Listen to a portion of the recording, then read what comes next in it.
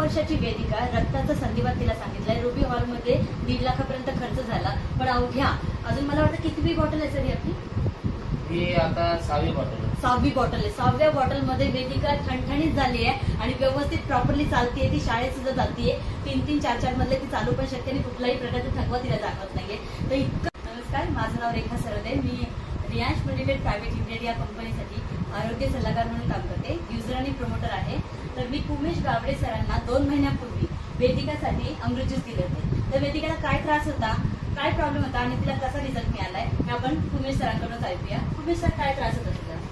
तिला अगोदर पूर्ण म्हणजे काय समजतच नव्हतं की आपल्याला याला काय त्रास आहे. भरपूर डॉक्टर गेले आणि त्यानंतर समजले की तिला सांधेवात हे आहे.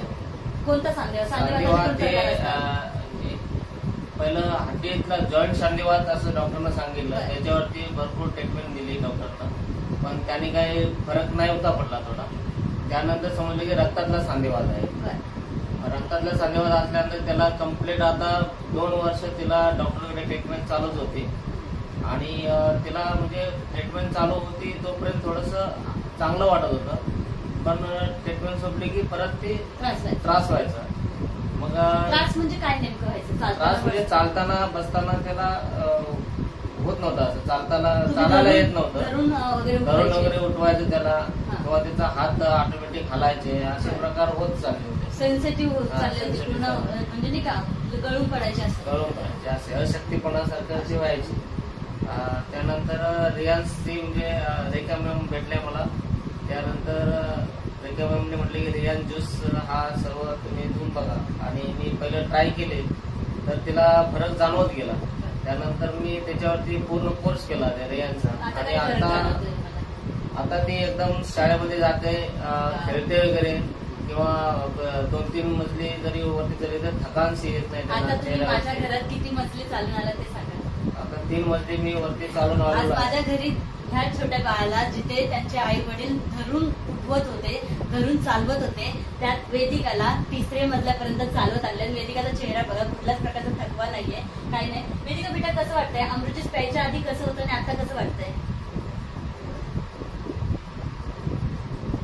सांगायचं बाळा, सांगायचं. तुझ्यासारख्या बऱ्याच म्हणजे मुली असतील, मुलं असतील, त्यांना सेम प्रॉब्लेम असेल, त्यांच्यासाठी आपण हा व्हिडिओ बनवतो. सांग बरं, आधी कसं त्रास व्हायचा तुला? खूप काय वाटायचं? कसं वाटायचं?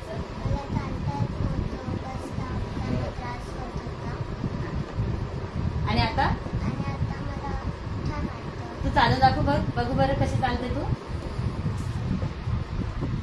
एकदम नॉर्मल बाळासाठी चालते, एकदम भारी, खूप छान. आता काहीच त्रास होत नाही ना?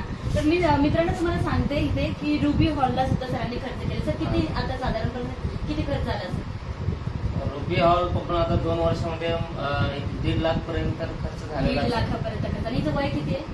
वय 9 वर्षाची वेदिका रक्ताचा संधिवात तिला सांगितलाय. रुबी हॉलमध्ये 1.5 लाखापर्यंत खर्च झाला, पण अवघ्या अजून मला वाटतं कितवी बॉटल आहे सर ही आपली? ही आता 6वी बॉटल आहे. 6वी बॉटल आहे. 6व्या बॉटलमध्ये वेदिका ठणठणीत झाली आहे आणि व्यवस्थित प्रॉपरली चालतीये. ती शाळेत सुद्धा जातीये. 3-3, 4-4 मधले ती चालू पण शकते आणि कुठलाही प्रकारचा थकवा तिला जाणवत नाहीये. तर इतकं जबरदस्त आणि मिरेकल पद्धतीचं रिझल्ट फक्त आणि फक्त रियांशचं अमृत ज्यूसच देऊ शकतं.